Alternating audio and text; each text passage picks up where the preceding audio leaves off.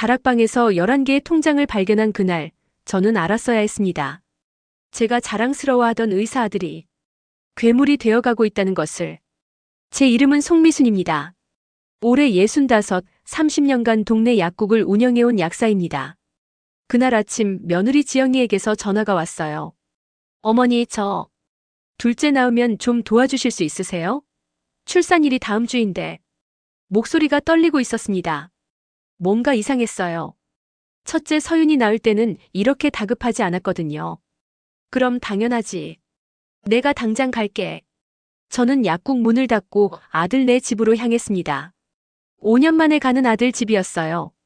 명절에도 바쁘다며 잘 안 오던 아들. 엄마, 병원 일이 너무 힘들어요라는 말만 반복하던 아들. 그래, 흉부외과 레지던트가 얼마나 힘들겠어. 이해해야지. 저는 늘 그렇게 아들을 이해하려 노력했습니다. 아파트 현관문을 열고 들어서는 순간 가슴이 철렁 내려앉았어요. 집안이 너무 어두웠습니다. 한낮인데도 커튼이 다 쳐져 있고 거실에는 장난감과 빨래가 널려 있었어요. 지영아, 나왔다. 어머니. 며느리가 방에서 나왔습니다. 그 모습을 보는 순간 눈물이 핑 돌았어요. 5개월 만에 본 며느리는 뼈만 앙상하게 남아 있었습니다. 배만 불룩한 채 얼굴은 창백하고 눈밑은 시커멓게 그늘이 져 있었어요. 어머, 지영아. 밥은 제대로 먹고 다녔니? 어머니, 죄송해요. 제가 요즘 입덧이 심해서. 거짓말이었습니다. 30년 약사 경력이 말해주고 있었어요. 저건 입덧이 아니라 극심한 스트레스와 영양실조의 얼굴이었습니다. 지훈이는?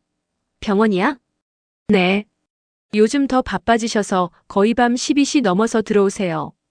며느리의 목소리가 또 떨렸습니다. 저는 짐을 풀고 곧바로 부엌으로 갔어요. 냉장고를 열었을 때 가슴이 답답해졌습니다. 텅 비어 있었어요. 우유 한 팩, 시든 채소 몇 개가 전부였습니다. 의사 월급 받는 집이 왜 이 모양이지? 하지만 며느리에게 묻지 않았습니다. 이미 충분히 힘들어 보였으니까요. 며칠이 지났습니다. 며느리는 병원에 입원했고 저는 5살 손녀 서윤이를 돌보며 집안을 정리하기 시작했어요. 그날은 다락방 청소를 하고 있었습니다. 오래된 박스들이 쌓여 있었고 먼지가 자욱했어요. 에휴, 지영이가 몸이 안 좋아서 청소를 못했나 보네. 박스를 하나씩 열어보기 시작했습니다. 서윤이 어렸을 때 옷, 장난감들. 그리고 맨 안쪽 박스. 겉은 평범한 이삿짐 박스였습니다. 하지만 무게가 이상했어요. 너무 무거웠습니다. 뚜껑을 열었습니다. 순간 숨이 멎는 것 같았어요. 박스 안에는 11개의 통장이 고무줄로 묶여 있었고 그 아래로 현금 다발들이 빼곡하게 쌓여 있었습니다. 대충 봐도 수천만 원은 되어 보였어요. 손이 떨렸습니다. 통장을 하나씩 펼쳐봤어요. 국민은행 송지훈, 신한은행 송지훈, 우리은행 송지훈. 모두 제 아들 이름이었습니다. 하지만 각기 다른 은행, 다른 지점이었어요. 왜 이렇게 많은 통장을? 더 이상한 건 각 통장마다 입금 내역이 빼곡했다는 겁니다. 매일 수백만 원씩 입금되고 출금되는 기록들. 레지던트 월급이 300만 원이라던데. 이 돈은 대체 어디서? 심장이 두근거렸습니다. 불안한 예감이 온몸을 휘감았어요. 그때였습니다. 할머니, 뭐해? 손녀 서윤이가 다락방 계단을 올라오고 있었어요. 저는 황급히 통장을 박스에 다시 넣었습니다. 아, 서윤아. 할머니가 옛날 물건 정리하고 있었어. 내려가자. 할머니, 나 그림 그렸어. 보여줄까? 그래, 보자. 서윤이가 건넨 스케치북을 펼쳤습니다. 그림 속에는 컴퓨터 앞에 앉은 남자가 있었고 그 뒤로 여러 명의 사람들이 울고 있는 모습이 그려져 있었어요. 서윤아, 이게 뭐야? 아빠가 밤에 일하는 거. 근데 저기 사람들이 자꾸 울어. 무서워. 등골이 오싹해졌습니다. 아빠가 뭐 하시는데? 몰라. 근데 아빠 방은 절대 들어가면 안 돼. 아빠가 혼내. 아이의 눈빛에 두려움이 어려 있었습니다.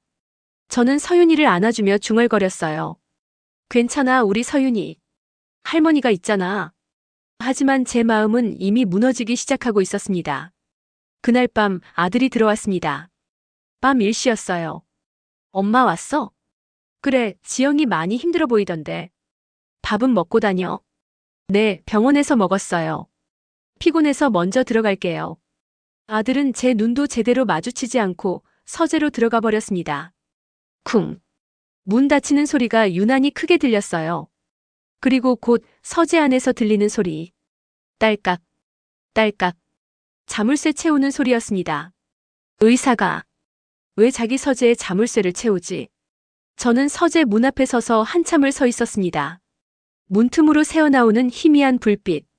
그리고 컴퓨터 자판 두드리는 소리. 손녀가 그린 그림이 떠올랐습니다. 울고 있는 사람들. 가슴 한구석이 무너져 내리는 것 같았어요. 저는 방으로 돌아와 침대에 누웠습니다. 하지만 잠이 오지 않았어요. 다락방의 11개 통장. 손녀의 그림. 자물쇠 채워진 서재. 며느리의 수척한 얼굴. 모든 조각들이 제 머릿속에서 맴돌았습니다. 설마 그럴 리가. 하지만 30년간 수많은 사람들을 상담하며 익힌 직감이 말하고 있었어요.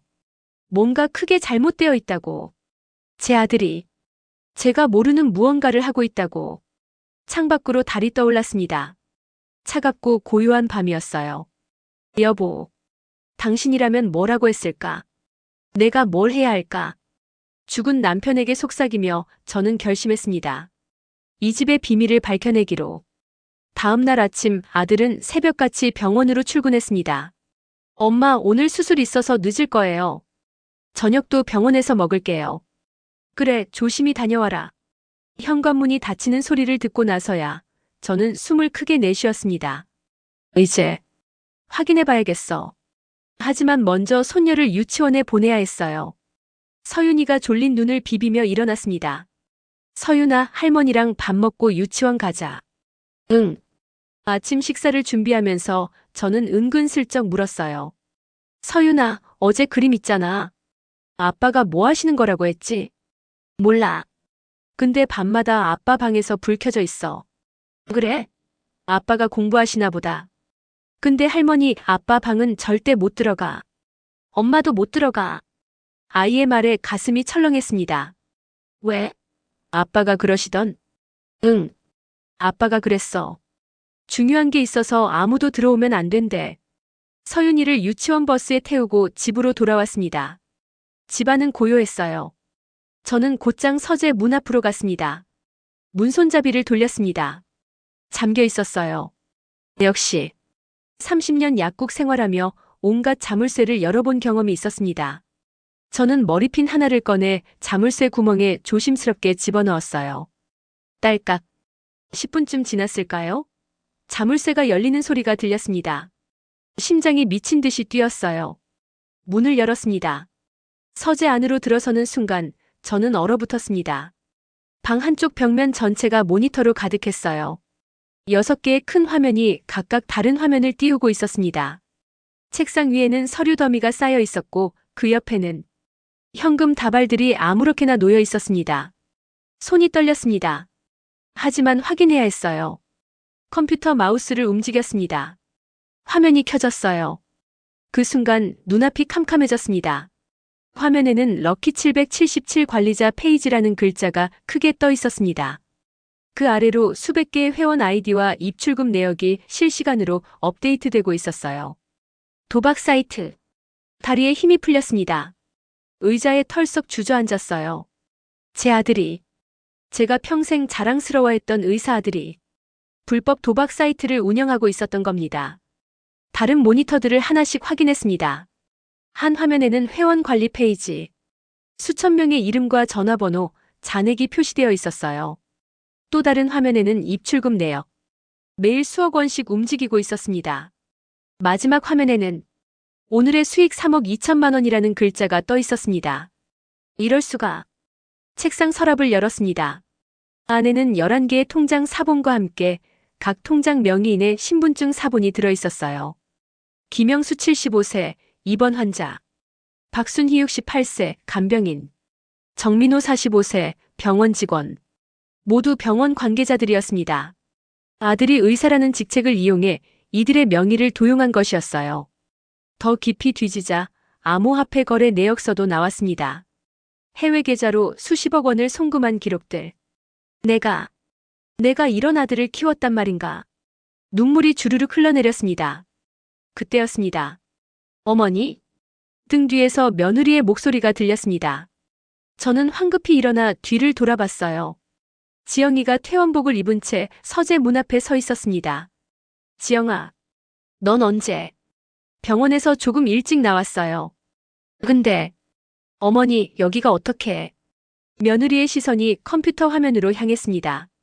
그 순간 며느리의 얼굴이 하얗게 질렸어요. 이게, 뭐예요? 지영아, 어머니, 이게 대체 무슨? 며느리가 비틀거리며 의자에 앉았습니다. 화면을 멍하니 바라보며 손이 부들부들 떨고 있었어요. 지영아, 넌 정말 몰랐니? 네. 저는 남편이 병원 일만 하는 줄 알았어요. 서재는 의학 공부하는 곳이라고. 며느리의 눈에서 눈물이 떨어졌습니다. 그럼 통장은? 이 많은 돈은? 저도 몰랐어요. 남편이 월급은 제 통장으로 넣어주고 나머지는 투자한다고만 했어요. 병원 선배들이랑 부동산 투자한다고. 며느리가 오열하기 시작했습니다. 저는 며느리의 어깨를 꼭 안아주었어요. 지영아, 울지 마. 울어선 안 돼. 지금 우리가 무너지면 안 돼. 어머니, 우리 어떡해요? 남편이. 일단 증거를 확보해야 해. 사진 찍자. 저는 핸드폰을 꺼내 화면들을 하나하나 찍기 시작했습니다. 며느리도 떨리는 손으로 서류 더미를 정리하며 사진을 찍었어요. 모든 증거를 확보하는데 30분쯤 걸렸습니다. 이제 나가자. 흔적 남기면 안 돼. 방을 나와 다시 문을 잠갔습니다. 우리는 거실 소파에 나란히 앉았어요. 한참 동안 아무 말도 하지 못했습니다. 며느리가 먼저 입을 열었어요. 어머니, 우리 신고해야 하는 거 아니에요? 이건 범죄잖아요. 많은 사람들이 피해를 보고 있어요. 알아. 나도 알아. 하지만 제 입에서 쉽게 말이 나오지 않았습니다. 신고하면 아들은 구속됩니다. 의사 면허는 영구 박탈. 제가 평생 자랑스러워했던 아들의 인생이 그것으로 끝나는 겁니다. 지영아, 시간을 좀 줘. 생각할 시간을. 하지만 어머니. 그때 현관문 비밀번호 누르는 소리가 들렸습니다. 아들이었습니다. 새벽에 나간 아들이 한낮에 돌아온 것이었어요. 엄마, 수술 취소돼서 일찍 왔어요. 아들은 가방을 던지고 곧장 서재로 향했습니다. 며느리와 저는 서로를 쳐다봤어요. 두 사람 모두 창백한 얼굴이었습니다. 아들이 서재 문 앞에 섰습니다. 문 손잡이를 돌렸어요. 문이 열렸습니다. 잠깐의 침묵. 그리고 아들이 천천히 고개를 돌려 우리를 쳐다봤습니다. 누가 내 방에 들어갔어? 목소리가 차갑게 가라앉아 있었어요. 저는 아들의 눈을 똑바로 바라봤습니다. 처음으로 제 아들이 낯설게 느껴졌습니다. 그 눈빛은 제가 아는 아들의 눈빛이 아니었어요. 거실에 무거운 침묵이 흘렀습니다. 아들은 서재 문 앞에 서서 우리를 번갈아 쳐다봤어요. 그 눈빛이 너무나 차가웠습니다. 다시 묻겠습니다. 누가 내 방에 들어갔어요? 제가 먼저 입을 열었습니다. 나다. 내가 들어갔어. 아들의 얼굴이 굳었어요. 엄마가. 왜? 지훈아, 내가 뭘 하고 있는지 다 봤다. 그 컴퓨터 화면들, 통장들, 현금까지. 순간 아들의 표정이 일그러졌습니다. 분노인지 당황인지 알 수 없는 복잡한 감정이 얼굴에 스쳤어요. 며느리가 떨리는 목소리로 말했습니다. 여보, 그게 대체 뭐예요? 도박 사이트라니. 지영 씨는 가만히 있어요. 아들이 며느리를 차갑게 제지했습니다. 그리고는 천천히 거실로 걸어와 소파에 앉았어요. 넥타이를 풀며 한숨을 길게 내쉬었습니다. 엄마, 알 필요 없었는데. 그냥 모르고 사는 게 더 행복했을 텐데. 뭐? 됐어요. 이제 알았으니 말하죠. 아들의 목소리가 무섭게 가라앉았습니다. 엄마, 레지던트 월급이 얼마인 줄 아세요? 세전 300만 원이에요. 세후 250만 원 정도 손에 쥐어요. 하루 14시간씩 일하고 밤샘 당직 서고 교수들한테 온갖 구박 받으면서요. 아들이 비웃음을 터뜨렸습니다. 그 돈으로 뭘 하라고요? 아파트 대출금 갚고 애 유치원비 내고 차 할부금 내고 나면 남는 게 없어요. 하지만 여보, 그건 누구나 다 힘든 거잖아. 딱 쳐요. 아들이 며느리에게 소리쳤습니다. 며느리가 움찔하며 입을 다물었어요. 엄마도 아시잖아요. 제가 의대 갈 때 얼마나 고생했는지. 재수 3수 끝에 겨우 들어갔죠. 그리고 6년 내내 악착같이 공부했어요. 그래, 너 정말 고생 많이 했지. 근데 결과가 뭡니까? 하루 종일 일하고 받는 월급이 편의점 알바 2배밖에 안 돼요. 동기들은 다들 개업하거나 대기업 의사로 가서 돈 잘 버는데 저만 대학병원에서 노예처럼 살고 있어요. 아들의 목소리에 원망이 가득했습니다. 그래서 도박 사이트를 운영한 거니? 처음엔 저도 피해자였어요. 아들이 쓴웃음을 지었습니다. 의대본과 4학년 때 선배가 알려줬어요. 돈 좀 벌어볼래? 해서 따라했다가 500만 원 날렸죠. 그때 깨달았어요. 아, 이 시스템을 운영하는 놈들이 돈을 버는구나. 지훈아. 그래서 배웠어요. 어떻게 사이트 만드는지, 어떻게 돈을 세탁하는지. 레지던트 1년차 때부터 시작했죠. 처음엔 작게 친구들 몇 명한테만. 아들이 담담하게 고백을 이어갔습니다. 그런데 돈이 너무 쉽게 벌리는 거예요. 하루에 1,000만 원, 2,000만 원씩. 병원에서 한 달 죽어라 일해서 버는 돈을 하루 만에 버는 거죠. 제 가슴이 무너져 내렸습니다. 그래서 규모를 키웠어요. 지금은 회원이 3,000명 정도 돼요. 매달 순수익이 20억 정도 나오고요. 20억? 여보. 그럼 우리가 사는 이 집도. 맞아요. 다 그 돈으로 산 거예요. 당신이 입는 옷, 서윤이 유치원비, 차 전부요. 며느리가 손으로 입을 막았습니다. 저는 떨리는 목소리로 물었어요. 지훈아, 그 돈이 얼마나 많은 사람을 망쳤는지 아니? 알아요. 아들이 아무렇지 않게 대답했습니다. 자살한 사람도 있고 가족 파탄 난 사람도 있죠. 근데 엄마, 그게 제 잘못인가요? 뭐? 도박은 그 사람들이 선택한 거예요. 제가 강제로 시킨 게 아니에요. 욕심부린 대가를 치르는 거죠. 순간 제 손이 움직였습니다. 탁! 아들의 뺨을 3개 때렸어요. 이 나쁜 자식아. 처음이었습니다. 제가 아들을 때린 것은. 아들은 맞은 뺨을 쓰다듬으며 저를 쳐다봤어요. 그 눈빛에 분노가 타올랐습니다. 엄마, 후회하실 거예요. 뭐? 아들이 천천히 일어났습니다. 신고하시려고요? 그러세요. 하지만 결과가 어떻게 될지 아세요? 저는 구속되고 의사 면허는 박탈당하겠죠. 그런데 엄마도 공범으로 조사받을 거예요. 무슨 소리야? 이 집 보증금 3억, 제가 엄마 명의로 넣었거든요. 엄마 통장으로도 몇 번 돈이 들어갔고요.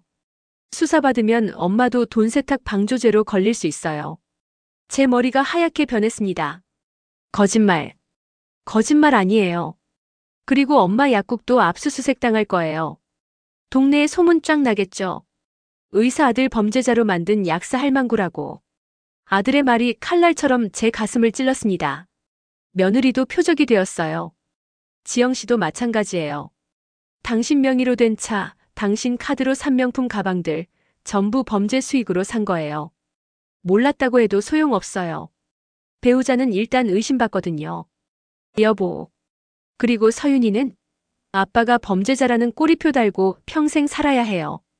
학교에서 왕따 당하고 친구들한테 손가락질 받으면서. 아들이 우리 앞으로 다가왔습니다. 그래서 엄마 신고하실 거예요? 저 하나 구속시키려고 우리 가족 전부를 지옥으로 보낼 건가요? 제 입술이 떨렸습니다. 아무 말도 나오지 않았어요. 아니면 아들이 무릎을 꿇고 제 손을 잡았습니다. 그냥 모른 척 해주세요. 제가 알아서 정리할게요. 1년만, 딱 1년만 시간을 주세요. 해외 계좌에 돈 충분히 모으면 우리 가족 다 같이 외국으로 이민 갈게요. 지훈아, 엄마도 같이 가요. 캐나다 좋잖아요. 거기서 편하게 살아요. 약국 같은 거 안 해도 돼요. 제가 평생 모시고 살게요. 아들의 목소리가 애원조로 변했습니다. 하지만 그 눈빛은 여전히 차가웠어요. 그날 밤 저는 잠을 이루지 못했습니다. 아들의 말들이 머릿속을 맴돌았어요. 신고하면 우리 가족 모두 망한다. 서윤이는 평생 범죄자의 딸로 살아야 한다. 엄마 약국도 압수수색. 두려웠습니다. 하지만 동시에 제 양심이 저를 괴롭혔어요. 지금도 누군가는 그 사이트 때문에 인생이 망가지고 있어. 내가 모른 척하는 건 공범이 되는 거야. 새벽 3시, 저는 거실로 나왔습니다. 서재 쪽에서 희미한 불빛이 새어나오고 있었어요. 아들이 또 그 앞에 앉아 있었습니다. 문틈으로 아들의 옆모습이 보였어요. 모니터를 보며 냉소를 짓고 있었습니다. 그 순간 저는 깨달았습니다. 저 아이는 변하지 않을 것이라는 것을. 1년 뒤에도 10년 뒤에도 저 아이는 계속 이렇게 살 것이라는 것을. 제 손으로 제가 키운 괴물을 멈춰야 한다는 것을. 눈물이 주르륵 흘러내렸습니다. 미안하다, 지훈아. 엄마가 해야 할 일이 있구나. 다음 날 아침 아들은 평소처럼 병원으로 출근했습니다. 엄마, 어젯밤에 말한 거 잘 생각해 보세요. 우리 가족을 위해서. 그 말을 남기고 현관문을 나섰어요. 저는 식탁에 앉아 커피잔을 들고 있었지만 한 모금도 넘기지 못했습니다. 손이 계속 떨렸거든요. 며느리 지영이가 방에서 나왔어요. 밤새 울었는지 눈이 퉁퉁 부어 있었습니다. 어머니. 지영아, 앉아. 며느리가 제 맞은편에 앉았습니다. 두 사람 모두 한동안 아무 말도 하지 못했어요. 먼저 입을 연 건 며느리였습니다. 어머니, 저 결정했어요. 응? 신고해야 해요. 며느리의 목소리가 떨렸지만 눈빛만은 단호했습니다. 어젯밤에 계속 생각했어요.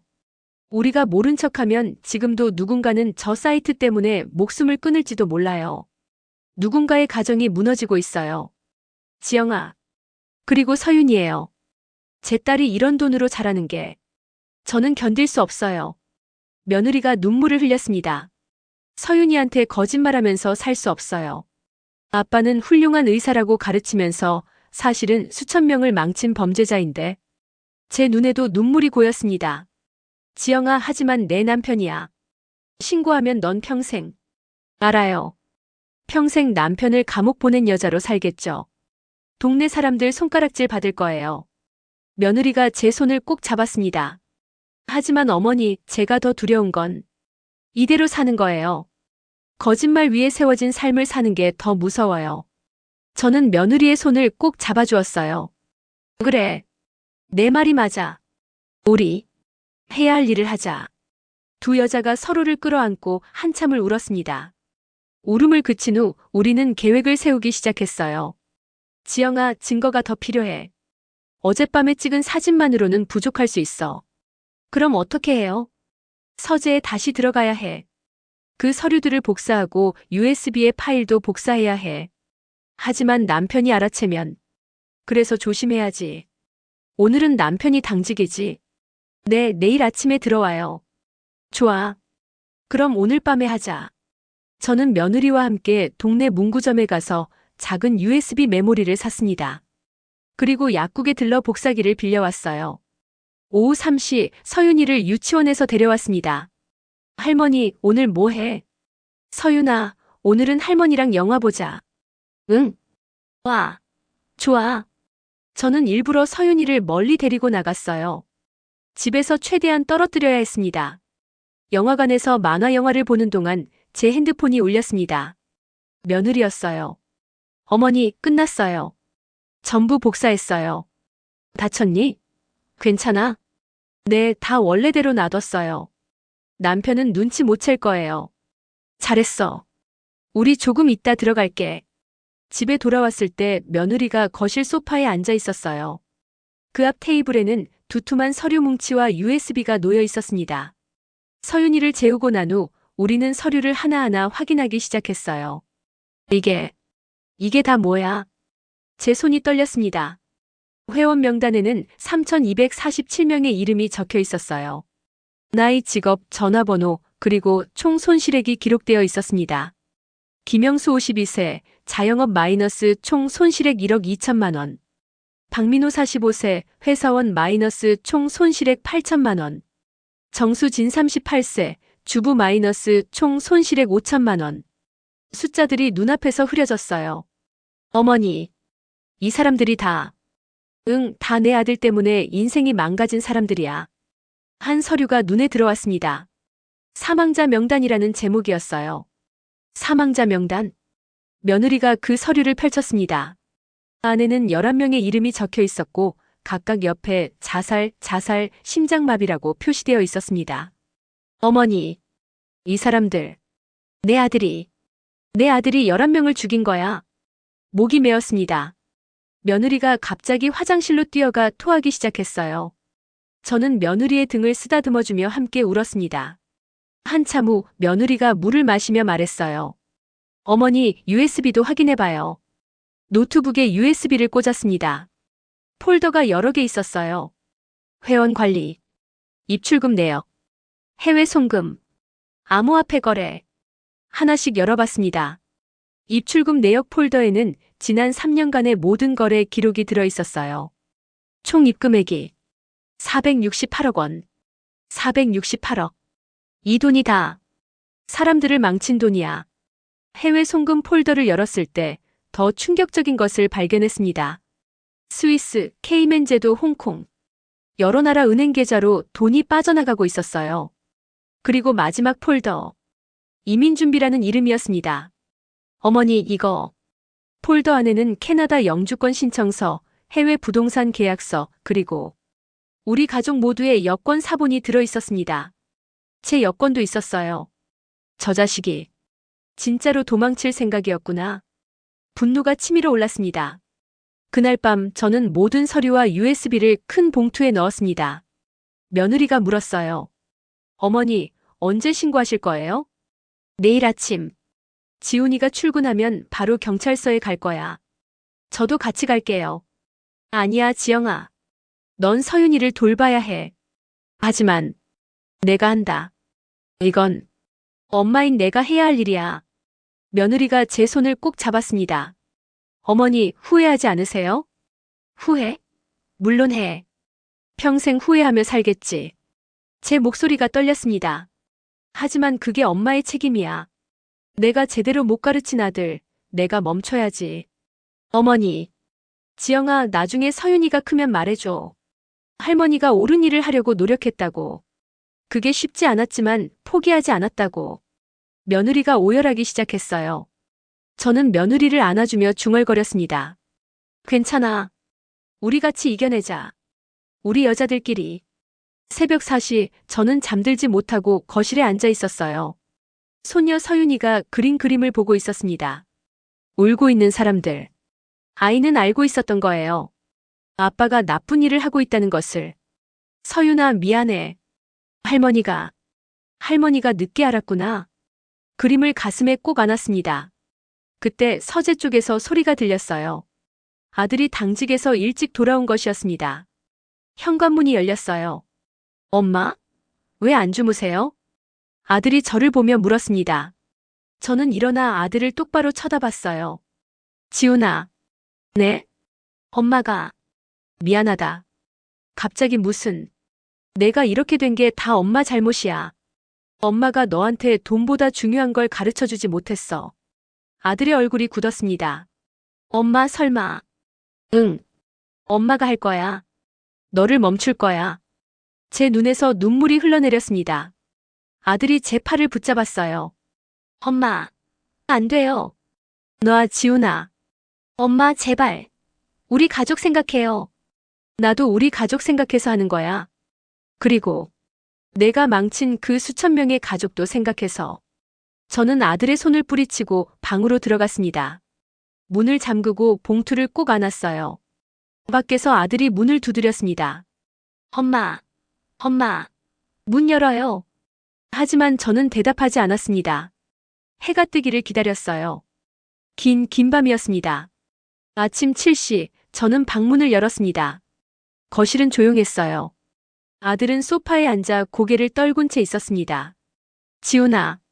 아들이 고개를 들었어요. 밤새 울었는지 눈이 충혈되어 있었습니다. 엄마. 정말 하실 거예요? 응. 알겠습니다. 아들이 천천히 일어났습니다. 그럼 저한테 1시간만 주세요. 씻고 정리할 시간. 안 돼. 넌 지금 당장 병원 가야지. 엄마. 정상적으로 출근해. 그게 너한테 남은 마지막 의사로서의 시간이야. 아들의 어깨가 떨렸습니다. 네. 아들은 가방을 들고 현관으로 향했어요. 문 앞에서 잠시 멈춰 서더니 뒤도 돌아보지 않고 말했습니다. 엄마, 엄마를 원망하지 않을게요. 이게 제 잘못이니까. 그리고는 문을 나갔습니다. 저는 그 뒷모습을 보며 주저앉았어요. 미안하다, 지훈아. 엄마가 정말 미안하다. 며느리가 방에서 나왔습니다. 어머니 가세요. 제가 서윤이 봐드릴게요. 지영아, 어머니가 하시는 게 맞아요. 저는 아직 용기가 없어요. 며느리가 울먹였습니다. 저는 며느리를 끌어안아주고 봉투를 들고 집을 나섰어요. 버스를 타고 경찰서로 향했습니다. 30분쯤 걸렸을까요? 그 시간이 30년처럼 느껴졌어요. 경찰서 앞에 섰을 때 다리가 후들거렸습니다. 정말 들어가야 하나? 하지만 발걸음을 멈출 수 없었어요. 문을 밀고 들어갔습니다. 어떻게 오셨어요? 젊은 경찰관이 물었습니다. 저 신고하러 왔습니다. 무슨 신고세요? 불법 도박 사이트 운영에 대한 신고입니다. 제 아들이 목이 메었습니다. 제 아들이 운영하고 있습니다.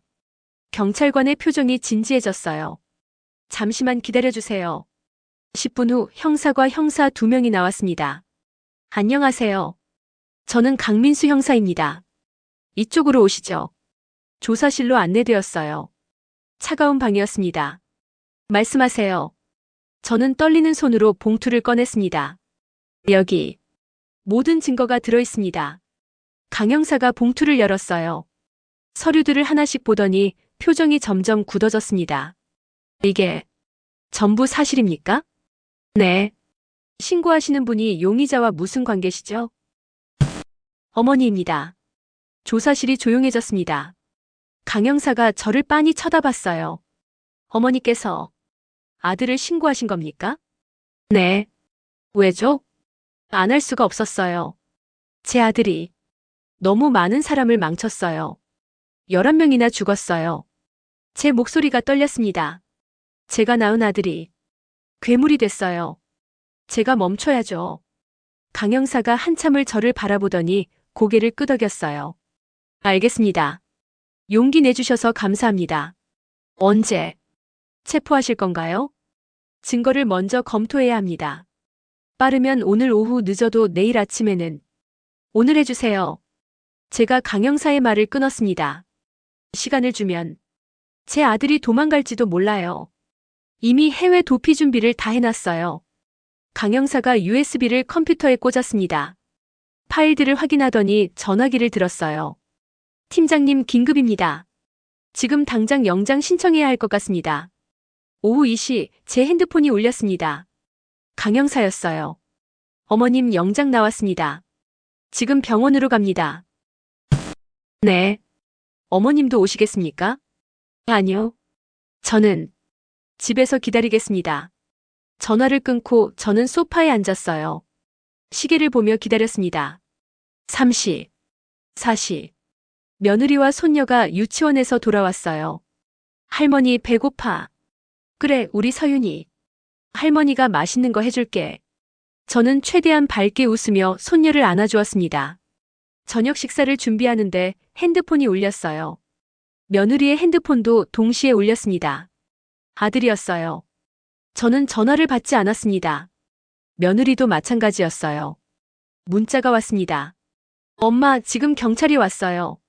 제가 체포됐어요. 병원 사람들이 다 지켜보는 앞에서. 이제 끝났어요. 엄마가 원하시던 대로. 손에서 핸드폰이 떨어졌습니다. 며느리가 제 옆에 와서 앉았어요. 어머니, 됐어. 끝났어. 이제 끝났어. 두 사람이 서로를 붙잡고 울었습니다. 손녀 서윤이가 다가왔어요. 할머니, 왜 울어? 아파?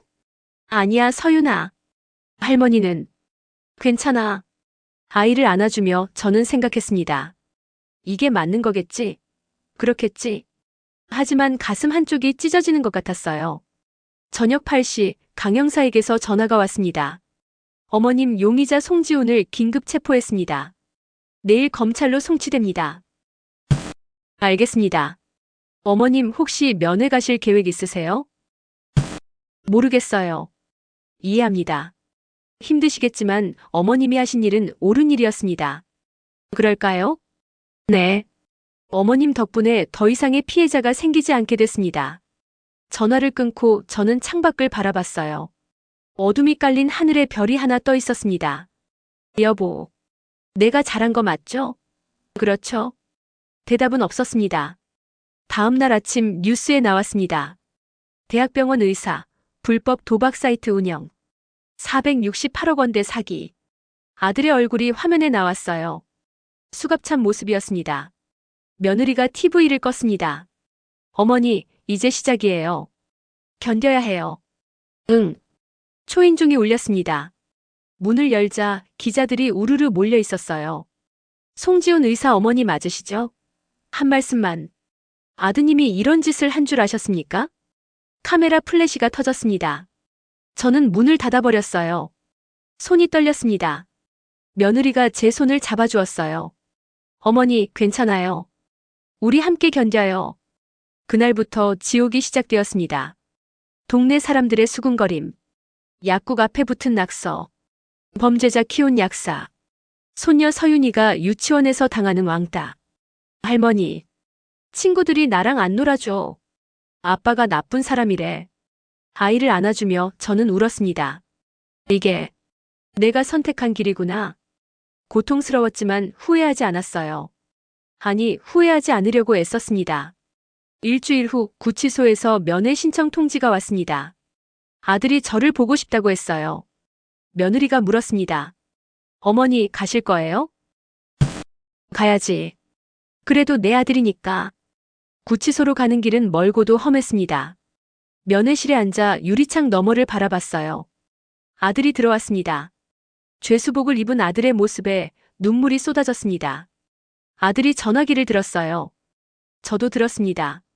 엄마, 지훈아, 엄마 원망 안 해요. 진짜예요.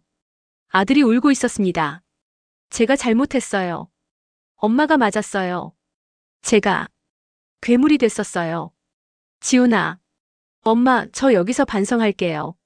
제대로 사람이 되어서 나올게요. 그래. 미안해요, 엄마. 그리고 사랑해요. 유리창에 손을 댔습니다. 아들도 반대편에서 손을 댔어요.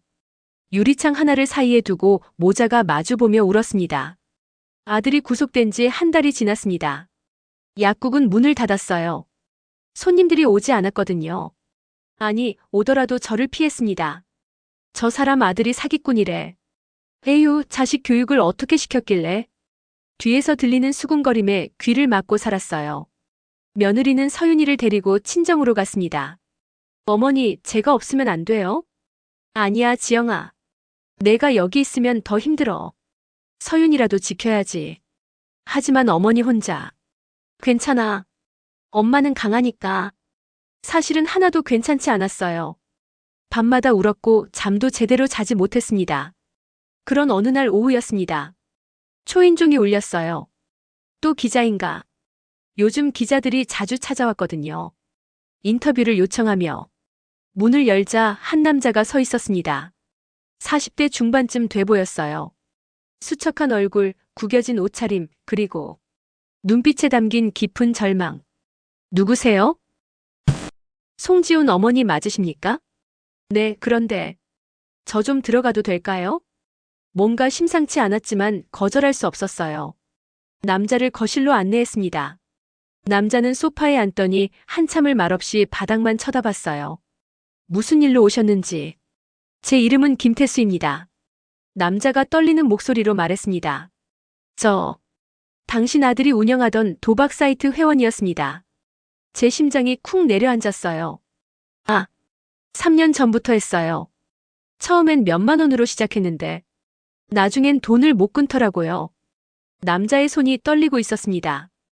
회사 법인 카드도 썼어요. 아내 몰래 대출도 받았고요. 총 1억 2천만 원을 잃었습니다. 죄송합니다.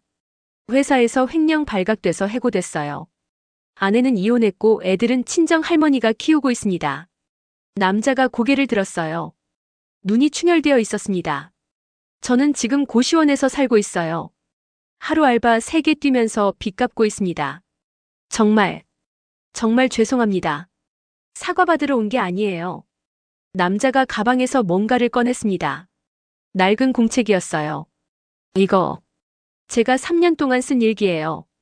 어떻게 제 인생이 망가졌는지 다 적혀 있습니다. 공책을 테이블 위에 놨습니다. 이걸 당신한테 주고 싶었어요. 당신 아들이 뭘 했는지, 그걸 당신이 알아야 한다고 생각했어요. 남자가 일어섰습니다. 그리고 남자의 목소리가 떨렸습니다. 감사하다고 말하고 싶었어요. 네? 당신이 아들을 신고하지 않았으면 저는 계속 그 사이트에서 돈을 잃었을 겁니다. 어쩌면 목숨도 잃었을지 모르죠. 남자가 고개를 숙여 인사했습니다. 당신 덕분에 제가 바닥을 찍었어요. 그리고 이제 천천히 올라가고 있습니다. 감사합니다. 남자가 돌아서 걸어갔어요. 현관문이 닫히는 소리가 들렸습니다. 저는 그 자리에 얼어붙어 있었어요. 테이블 위에 놓인 낡은 공책을 바라보며 눈물이 주르륵 흘러내렸습니다. 그날 밤 저는 공책을 펼쳤습니다. 첫 페이지에는 이렇게 쓰여 있었어요. 2021년 3월 5일. 오늘 동료가 재미있는 사이트를 알려줬다. 럭키 777. 10만 원 걸었는데 30만 원이 됐다. 신기하다. 페이지를 넘겼습니다. 2021년 5월 20일. 이번 달에만 200만 원 땄다. 아내한테는 비밀이다. 보너스로 가방 하나 사줘야겠다. 계속 넘겼습니다. 2021년 9월 3일. 오늘 500만 원 잃었다. 괜찮아. 내일 따면 돼. 2022년 1월 15일. 법인카드를 썼다. 미쳤나? 하지만 딸 생일 선물을 사야 하는데 돈이 없다. 2022년 6월 30일. 회사에서 횡령이 발각됐다. 어떡하지? 아내한테 뭐라고 말하지? 2022년 8월 10일. 이혼 서류에 도장 찍었다. 아내가 우는 모습을 보니 내가 괴물 같았다. 2023년 2월 1일. 오늘 아들 생일인데 연락조차 할 수 없다. 나는 아빠 자격이 없다. 마지막 페이지였습니다. 2024년 10월 5일. 뉴스에서 럭키 777 운영자가 잡혔다는 소식을 봤다. 그의 어머니가 신고했다고. 나는 울었다. 누군가는 용기를 냈구나. 나는 그러지 못했는데. 공책을 덮었습니다. 온몸이 떨렸어요. 내 아들이 이런 사람들을 만든 거구나. 다음 날 또 다른 사람이 찾아왔습니다. 50대 여성이었어요. 송지훈 어머니시죠? 네. 저는 박영미라고 합니다. 제 남편이 그 사이트 때문에 자살했어요. 여자의 눈에 눈물이 고여 있었습니다. 5천만 원 잃고 견디지 못했어요. 작년 가을에 한강에서 죄송합니다. 정말 죄송합니다. 저는 여자 앞에 무릎을 꿇었어요. 제가 아들을 제대로 못 키웠습니다. 죄송합니다. 여자가 저를 일으켜 세웠습니다. 일어나세요. 당신 잘못이 아니에요. 하지만 저도 처음엔 당신을 원망했어요. 어떻게 그런 아들을 키웠냐고. 하지만 여자가 제 손을 잡았습니다. 뉴스에서 당신이 직접 신고했다는 걸 알았어요. 그게 얼마나 어려운 결정이었을지. 저도 엄마니까 알아요. 당신 덕분에 더 이상의 피해자는 없을 거예요. 그것만으로도 감사합니다. 여자가 작은 봉투를 건넸습니다. 이거 남편 제사 때 쓰려고 모은 돈이에요. 얼마 안 되지만. 아니에요. 이건 받을 수 없어요. 받으세요. 당신도 힘드실 거예요. 약국 문 닫았다면서요? 하지만 제발이요. 이거라도 받아주셔야 제 마음이 편해요. 여자가 봉투를 제 손에 쥐어주고 돌아섰어요. 저는 봉투를 붙잡고 그 자리에서 주저앉아 울었습니다. 그 후로도 사람들이 계속 찾아왔어요. 어떤 이는 감사하다고, 어떤 이는 원망한다고, 어떤 이는 그저 자기 이야기를 들어달라고. 저는 모두 만났습니다. 그들의 이야기를 들었어요. 한 달 동안 27명을 만났습니다. 27개의 무너진 인생을 들었어요. 그리고 깨달았습니다. 내가 한 일이 옳았구나. 늦었지만 그래도 한 게 다행이구나. 어느 날 저녁 며느리에게서 전화가 왔습니다. 어머니, 괜찮으세요? 응, 괜찮아. 뉴스 봤어요. 어머니 찾아가는 사람들 많다면서요. 그래, 다들 힘든 사람들이야. 어머니, 죄송해요. 제가 옆에 있어야 하는데. 아니야, 지영아. 너는 서윤이 잘 키워. 그게 내가 할 일이야. 네. 어머니, 사랑해요. 나도 지영아. 전화를 끊고 창밖을 바라봤어요. 어둠 속에 불빛들이 하나씩 켜지고 있었습니다. 여보, 나 잘하고 있는 거 맞죠? 이번엔 대답이 들리는 것 같았어요. 그래, 잘하고 있어. 힘내. 저는 미소 지었습니다. 처음으로 조금은 마음이 편해졌어요. 다음 날 아침 또 초인종이 울렸습니다. 문을 열자 한 젊은 여성이 서 있었어요. 송지훈 어머니 맞으시죠? 저는 MBC 시사 프로그램 PD입니다. 네. 어머니 이야기를 다큐멘터리로 만들고 싶습니다. 아들을 신고한 어머니라는 제목으로요. 저는 고개를 저었어요. 아니에요. 저는 그럴 사람이 아니에요. 하지만 많은 사람들이 어머니의 용기를 알아야 합니다. 용기가 아니에요. 그냥 엄마로서 해야 할 일을 한 거예요. 저는 조용히 문을 닫았습니다. 혼자 거실에 앉아 생각했어요. 나는 영웅이 아니야. 그냥 너무 늦게 깨달은 엄마일 뿐이야. 6개월이 지났습니다. 아들의 재판 날짜가 잡혔어요. 며느리가 서윤이를 데리고 다시 올라왔습니다. 어머니, 재판에 가실 거예요? 가야지. 저도 같이 갈게요. 아니야, 서윤이는 어떡하고. 친정엄마가 봐주시기로 했어요. 저도 가야 해요. 남편이잖아요. 재판 전날 밤 저는 잠을 이루지 못했습니다. 내일이면 아들을 만나게 되는 거예요. 6개월 만에. 많이 변했을까? 반성하고 있을까? 두렵고도 궁금했습니다. 법원에 도착했을 때 이미 많은 사람들이 모여 있었어요. 기자들, 피해자들, 그리고 구경꾼들. 저기 송지훈 어머니야. 카메라 플래시가 터졌습니다. 며느리가 제 팔을 꼭 잡아주었어요. 어머니, 괜찮아요. 제가 옆에 있어요. 법정 안으로 들어갔습니다. 방청석에 앉았어요. 가슴이 두근거렸습니다. 잠시 후 뒷문이 열렸습니다. 수갑을 찬 아들이 들어왔어요. 지훈아. 제 입에서 신음이 새어나왔습니다. 6개월 사이에 아들은 많이 변해 있었어요. 머리는 짧게 깎였고 얼굴은 수척해졌으며 등은 굽어 있었습니다. 아들이 방청석을 둘러봤어요. 그리고 저와 눈이 마주쳤습니다. 아들이 고개를 숙였어요. 재판장이 입장했습니다. 피고인 송지훈, 앞으로 나오시오. 재판이 시작되었어요. 검사가 일어섰습니다. 피고인 송지훈은 2021년부터 2024년까지 약 3년간 불법 도박 사이트 럭키777을 운영하며 3,247명으로부터 총 468억 원을 편취했습니다. 방청석에서 웅성거림이 일었어요. 이로 인해 11명이 자살했으며 수백 가정이 파탄났습니다. 피고인은 의사라는 신분을 이용해 차명 계좌를 만들었고 해외로 자금을 빼돌렸습니다. 검사가 서류를 들어보였습니다. 피고인은 범행이 발각될 것을 우려해 가족과 함께 해외 도피를 계획하고 있었습니다. 이는 계획적이고 조직적인 범행입니다. 피고인 변명할 것 있습니까? 재판장이 물었습니다. 아들이 천천히 일어섰어요. 없습니다.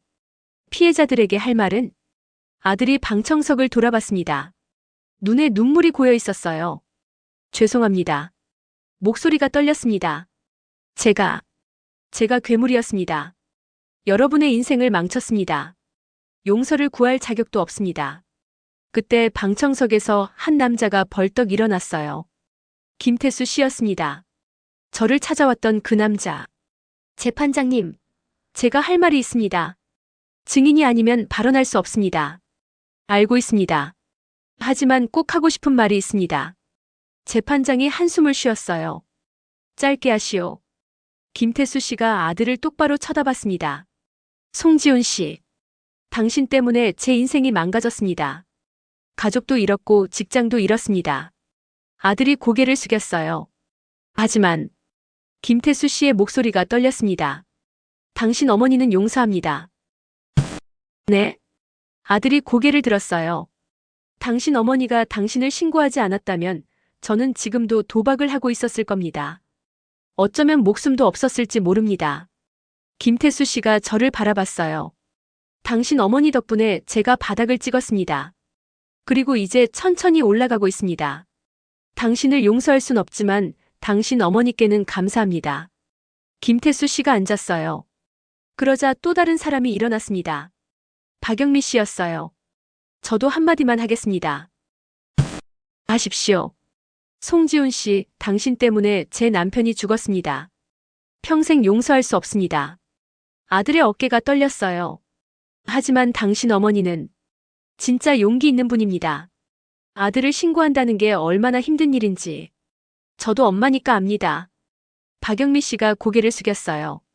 송지훈 어머니 감사합니다. 1명, 2명, 3명. 피해자들이 하나씩 일어나 말했습니다. 어떤 이는 분노를, 어떤 이는 용서를, 어떤 이는 감사를.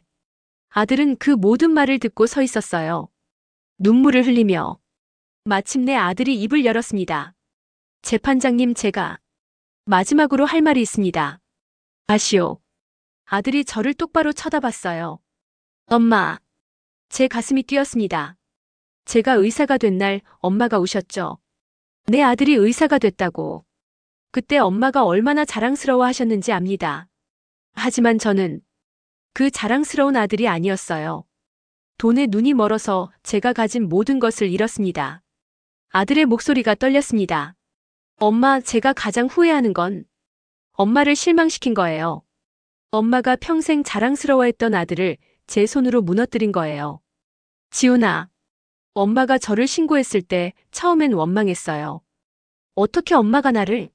라고 생각했죠. 아들이 눈물을 닦았습니다. 하지만 여기서 6개월 동안 생각했어요. 엄마가 왜 그랬는지. 그리고 깨달았어요. 엄마는 저를 사랑했기 때문에 신고한 거였어요. 제가 더 깊이 빠지기 전에, 제가 완전히 괴물이 되기 전에 멈춰주신 거였어요. 아들이 저를 향해 고개를 숙였어요. 엄마 감사합니다. 그리고 죄송합니다. 사랑합니다. 방청석이 조용해졌어요. 저는 눈물을 참을 수 없었습니다. 며느리가 제 손을 꼭 잡아주었어요. 재판장이 망치를 두드렸습니다. 피고인 송지훈에게 징역 8년을 선고한다. 그 소리와 함께 모든 것이 끝났습니다. 재판이 끝나고 아들이 끌려가는 모습을 봤어요. 뒷문으로 사라지기 직전 아들이 돌아봤습니다. 그리고 입모양으로 말했어요. 엄마 미안해. 사랑해. 저도 입모양으로 대답했습니다. 나도 사랑해, 지훈아. 문이 닫혔습니다. 며느리가 제 어깨를 안아주었어요. 어머니, 끝났어요. 이제 끝났어요. 응, 끝났어. 법원을 나왔을 때 기자들이 몰려들었습니다. 송지훈 어머니, 아드님 판결에 대해 어떻게 생각하세요? 아드님을 용서하셨습니까? 저는 카메라를 똑바로 쳐다봤어요. 제 아들은 잘못했습니다. 그래서 벌을 받는 겁니다. 그게 당연합니다. 하지만 저는 아들을 기다릴 겁니다. 8년 뒤 진짜 사람이 되어서 나올 때까지 어머니로서 하고 싶은 말씀은 잠시 생각했습니다. 우리 아이들이 돈보다 중요한 걸 배웠으면 좋겠어요. 그게 뭔지는 각자 알아야 할 것 같아요. 저는 고개를 숙이고 걸어갔습니다. 며느리가 팔짱을 껴주었어요. 두 여자가 법원을 빠져나왔습니다. 햇살이 따스했어요. 긴 싸움이 끝났습니다. 8년이 지났습니다. 많은 것이 변했어요. 저는 여전히 그 빌라에 살고 있었습니다. 약국은 다시 열지 않았어요. 대신 동네 복지관에서 자원봉사를 하며 지냈습니다. 도박 중독자 가족 모임을 이끌었어요. 한 달에 2번 저처럼 가족 때문에 고통받는 사람들을 만났습니다. 송 선생님, 저희 남편이 또 도박을 했어요. 어떡하죠? 일단 진정하세요. 혼자가 아니에요. 우리가 있잖아요. 그들을 위로하며 저도 위로받았어요. 며느리 지영이는 이혼하지 않았습니다. 남편을 기다리기로 했어요. 어머니, 저도 8년 기다릴게요. 남편이 달라져서 나올 거라고 믿어요. 지영이는 초등학교 교사로 복직했고 서윤이는 이제 중학생이 되었습니다. 서윤이는 가끔 저를 찾아왔어요. 할머니, 아빠 면회 가실 거예요? 응, 이번 주에 갈 거야. 저도 같이 가고 싶어요. 정말? 네. 아빠 얼굴 궁금해요.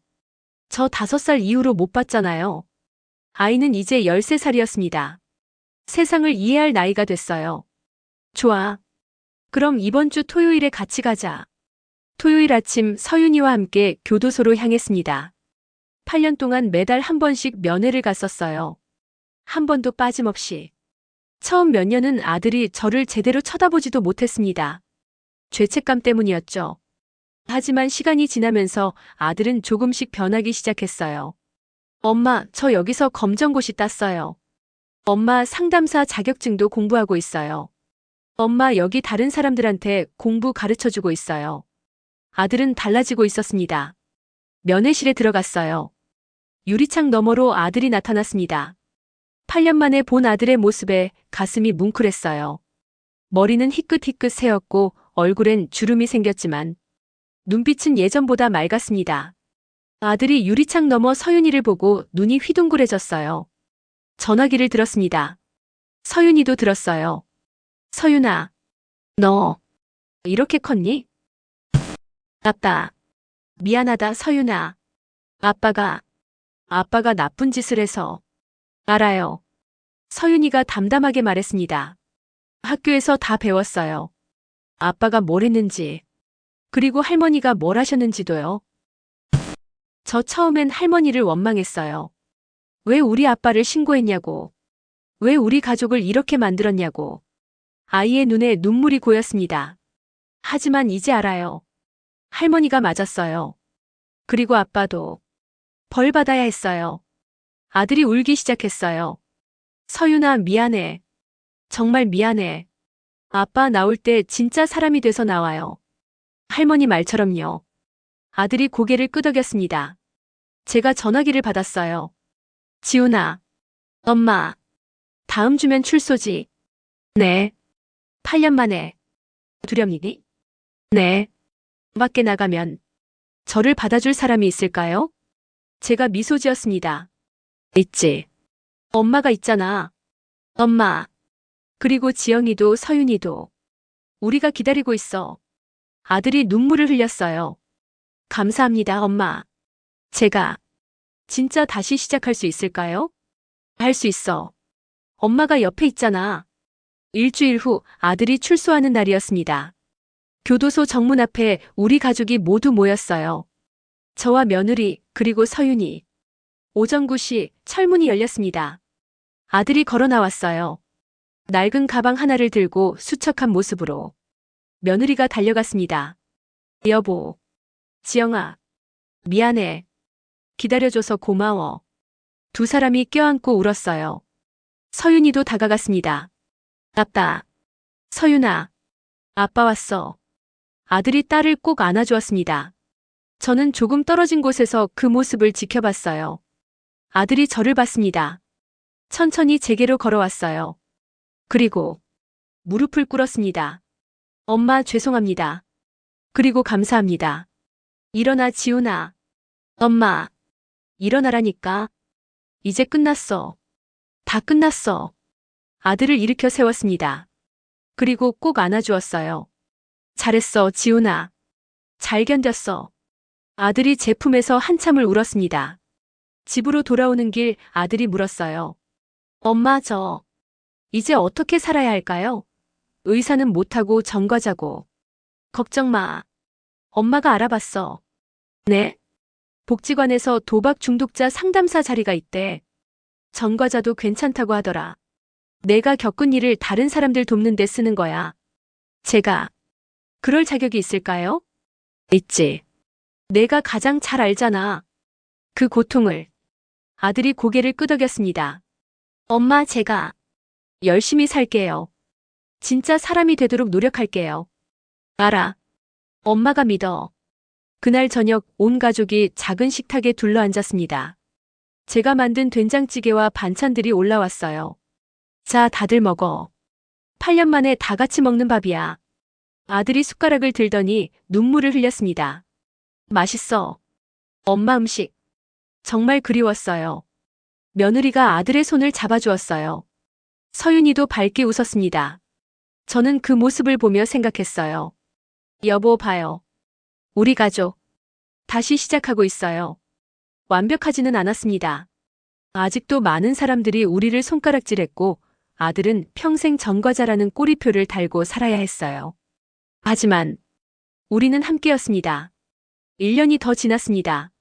아들은 복지관에서 상담사로 일하며 도박 중독자들을 돕고 있었어요. 어느 날 아들이 저를 찾아왔습니다. 엄마, 오늘 한 분을 도왔어요. 그래? 40대 남성인데 도박으로 5천만 원 잃고 자살 생각하고 있었대요. 근데 제 이야기를 듣고 울더라고요. 내 이야기? 제가 어떻게 468억을 편취했고, 어떻게 무너졌고, 어떻게 다시 일어섰는지요. 그분이 그러더라고요. 당신 같은 사람도 다시 시작했는데 나라고 못할 게 뭐냐고. 아들이 미소 지었습니다. 엄마, 제 과거가 누군가에게 도움이 되는 것 같아요. 제 눈에 눈물이 고였습니다. 잘했어, 지훈아. 정말 잘하고 있어. 어느 봄날 오후 저는 복지관 옥상에 올라갔습니다. 도시가 한눈에 내려다 보였어요. 10년 전 아들이 의사 가운을 입고 있던 그 병원도 보였습니다. 참 먼 길을 돌아왔네. 핸드폰이 울렸어요. 며느리였습니다. 어머니, 큰일 났어요. 왜? 무슨 일이야? 서윤이가 장래희망 장문대회에서 상 받았어요. 정말? 뭐라고 썼는데? 제목이 나의 할머니예요. 어머니 이야기를 썼대요. 정의로운 할머니, 용기 있는 할머니라고. 제 눈에서 눈물이 주르륵 흘러내렸습니다. 그래. 우리 서윤이. 잘 컸네. 어머니, 고맙습니다. 어머니가 그날 선택하지 않았으면 우리 가족 이렇게 못 살았을 거예요. 아니야, 지영아. 너희가 포기하지 않았기 때문이야. 전화를 끊고 저는 하늘을 올려다봤어요. 파란 하늘에 구름이 천천히 흘러가고 있었습니다. 여보, 저 잘했죠? 힘들었지만 포기하지 않았어요. 바람이 불어왔습니다. 마치 대답하는 것처럼. 그래, 잘했어. 수고했어. 저는 미소 지었습니다.